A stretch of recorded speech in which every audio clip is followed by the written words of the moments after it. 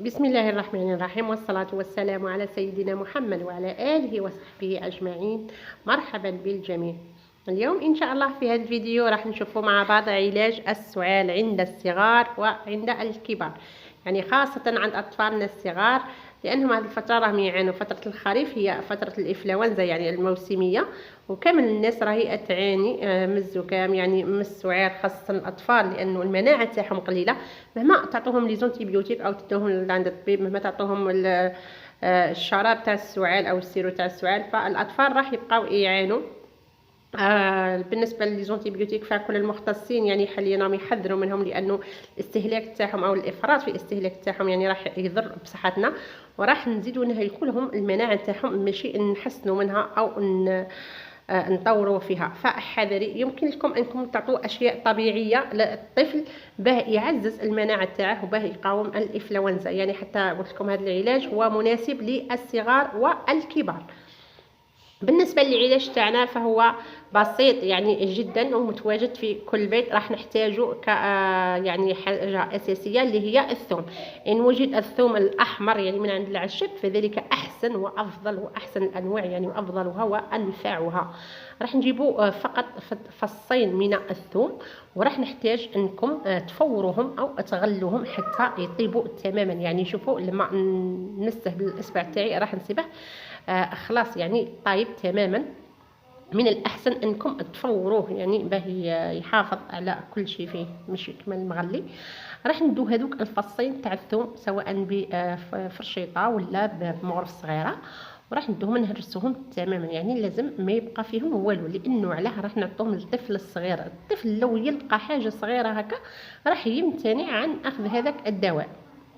يعني لما نهرسوهم راح نحتاجوا الى زيت الزيتون الاصلي، راح ندو ملعقتين من زيت الزيتون، وراح نضيفوهم على هذاك الثوم، ونحاولوا ان نخلطوا مليح حتى يتجانسوا كامل المقادير.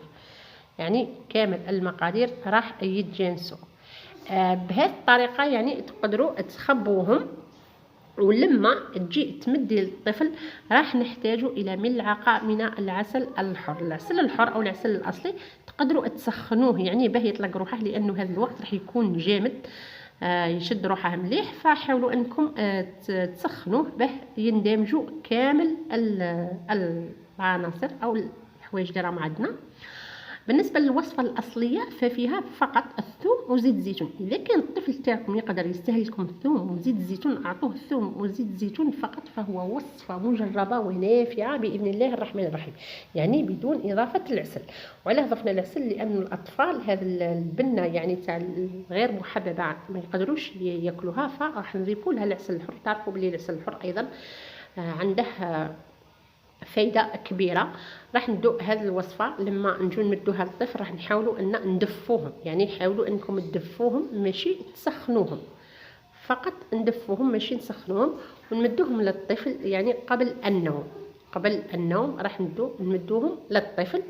وراح ان شاء الله يعني بالاكثر يومين او 3 ايام راح السعال يختفي نهائيا، وراح يريح هذاك الطفل تاعنا. وقلت لكم هذه الوصفه هي صالحه للصغار والكبار، يعني يقدروا يستهلكوها كل الفئات العمريه. فقط للملاحظه، اذا شفتوا الطفل تاعكم بقى يتقيا يعني فما تخافوش منها. الطفل لما يكون يعني عنده سعال وعنده انفلونزا راح يكون الصدر تاعه معمر بالبلغم يعني، وراح ما يلقاش كيفاش يخرج هذاك البلغم عفوا، فلازم يعني نعاونوه باه يخرجه.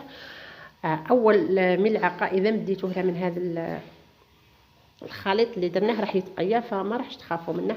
راح تضيفوا له ملعقه ثانيه وراح ان شاء الله يرتاح نهائيا. قلت لكم بالاكثر راح يرتاح خلال 3 ايام، يعني تقدروا تستعملوها للصغار وللكبار.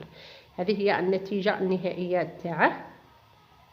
يعني راح ذاك الثوم راح يختفي نهائيا، وايضا لما فورناه او نغلوه راح هذيك القروصيه تاعه والحروريه تاعه تختفي تماما. يعني غير ما تخافوش منه، مدوه لاطفالكم وتناولوه حتى انتم الكبار، لانه الثوم هو مضاد حيوي، يعني ما راحش نلقاو احسن منه كمضاد حيوي في هذه الفتره من السنه.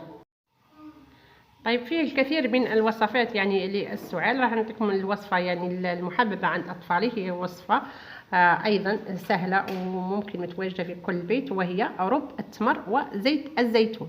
هذا رب التمر يعني يكون مصنوع على مستوى البيت، تقدروا تشتروه يعني راه يتباع متواجد في كل المحلات. راح ندو ملعقة من كلا المكونين، يعني ملعقة من رب التمر وملعقة من زيت الزيتون، وراح تبداو تحطوهم في كسرونة ولا غير في اي حاجه، يعني تحطوهم فوق النار تسخنهم حتى يعني يسخنوا. لازمنا نسخنوهم ندفوهم مليح ونخلطوهم مع بعض حتى يتجانسوا. مليح نخلطوهم مع بعض حتى يتجانسوا المكونين يعني بطريقه مليحه، لانه تعرفوا بلي الزيت راح يعني ماشي بالسهل يندمج معاه. وايضا رب التمر فهو عسل التمر، هو يعني عسل القوام تاعه ثقيل شويه، فراح نخلطهم مع بعض ندفيهم لما الطفل يعني وايضا وقت النوم يعني في الليل لازم ندفوا الطفل مليح.